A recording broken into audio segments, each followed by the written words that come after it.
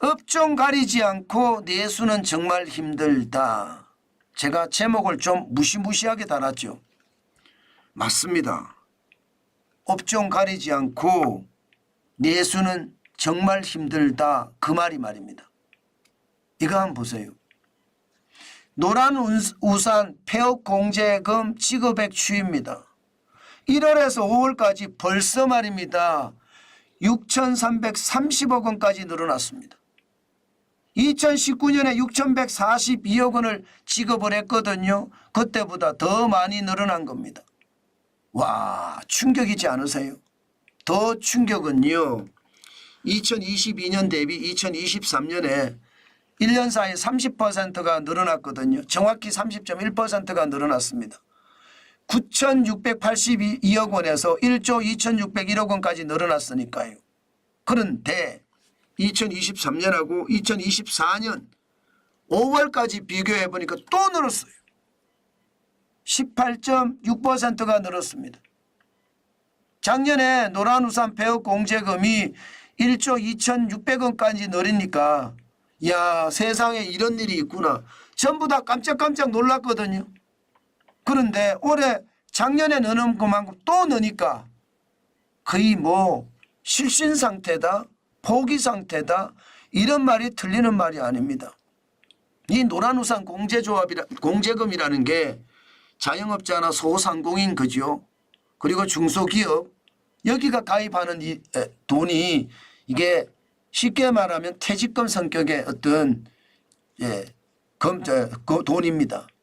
평상시에 계속 공제금을 집어넣으면 내가 폐업할 때 아니면 내가 그만둘 때 그 공제금을 타먹는 게 이게 노란우산 폐업 공제금인데 이렇게까지 늘어난다는 것은 여러분 결국요.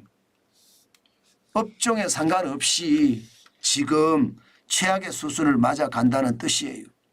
업종에 상관없이. 지금 식당도 그렇죠. 주점도 그렇죠. 뭐 옷가게는 말해서 못합니까? 심지어 약국들도 어렵다고. 약국들도. 예, 병원도 그렇죠. 변호사들 어렵다고 하는 건 어제 오늘의 일이 아니잖아요.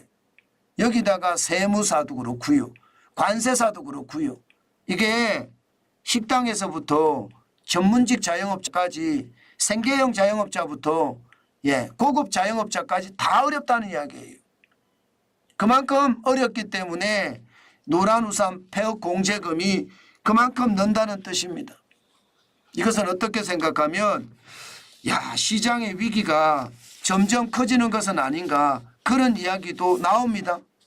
지금 내수가 워낙 찬바람이기 때문에 이렇다는 거거든요. 지급액도 그렇지만 지급 건수도 늘어납니다. 지급 건수도. 지금 지급 건수는요. 2024년 1월에서 5월까지 5만 1259건입니다. 굉장히 빠른 속도로 늘어납니다. 작년에 대비하면요. 전년 동기 대비 7.8% 늘어났습니다. 작년에는 4만 7,497건이었거든요. 거기에 비하면 굉장히 많이 늘어났잖아요. 작년에 11만 15건이었거든요. 이게 1년 사이에 20.7% 늘어난 건수였습니다. 그런데 올해는 또 7.8% 늘어나니까 진짜 많이 늘어나고 있는 것 사실이잖아요. 그런데 문제는 여러분 저는 이 지표를 보면서 제가 느끼는 것은요. 이제 규모가 좀 있는 자영업자나 중소기업이 망해가고 있다는 뜻입니다. 왜냐하면 건수가 늘어나는 것보다 건수는 올해 7.8% 늘어났잖아요. 그런데 금액은 18.6% 늘어났습니다. 그러면 좀 더 규모가 큰 사업체들이 무너진다는 뜻입니다. 이게 더 힘든 거예요. 제가 내수는 정말 힘들다 제목을 그렇게 다른 것이 소상공인이나 자영업자 규모가 좀 작은 자영업자들이 그동안 노란우산 폐업 공제금을 탔다면 지금은요 규모가 좀 큰 그런 자영업자들이 지금 노란우산 폐업 공제금을 탄다는 뜻입니다. 이것이 말입니다. 저는 충격이라고 봐요. 지금 우리 상태가 그렇게 넉넉하지는 않다고 보는 거죠. 지금 현재가 되게 어렵다고 보는 거죠. 실질적으로 여러분 지표를 봐도 어렵습니다. 월별 소매 판매 지수를 보면 1월에서 5월까지 쭉 내리보자고요. 지금 2월에는 마이너스 3.2%까지 떨어졌잖아요. 4월에도 마이너스 0.8%고요. 5월에도 마이너스 0.2%입니다. 쉽게 말하면 소비자가 지갑을 안 열어요. 소비자가 지갑을 열어야 되거든요. 지갑을 안 여니까 이게 어려워질 수밖에요. 소상공인도 어려워지고 자영업자도 어려워지고 중소기업도 어려워질 수밖에요. 게다가 지금 지난 2월에 마이너스 3.2%는 코로나 팬데믹 때 2020년 1분기 마이너스 5.1%와 버금가잖아요. 그 정도로 어려워졌다는 뜻입니다. 게다가 4월, 5월 2달 연속 내수가 마이너스를 기록한다는 것은 내수가 회복되기는커녕 더 어려워진다는 이야기입니다.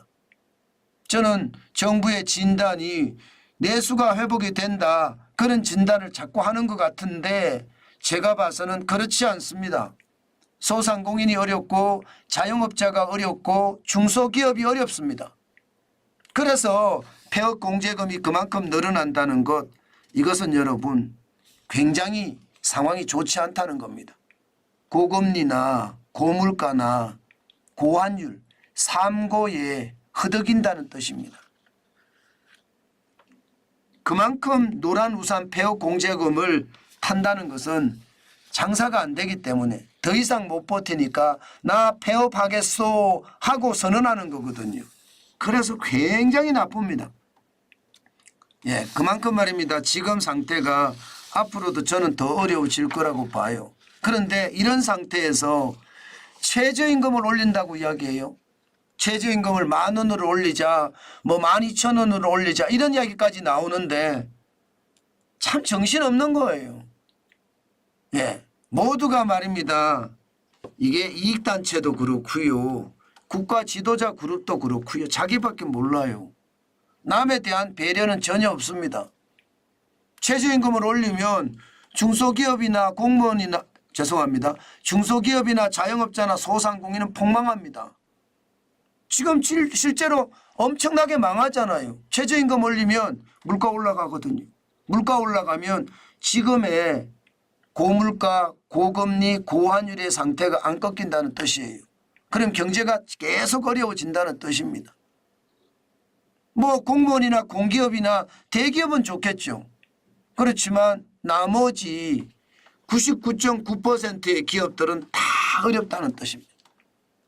여러분 중소기업, 소상공인, 자영업자 우리나라 기업 전체 중에 99.9%에 거의 해당됩니다.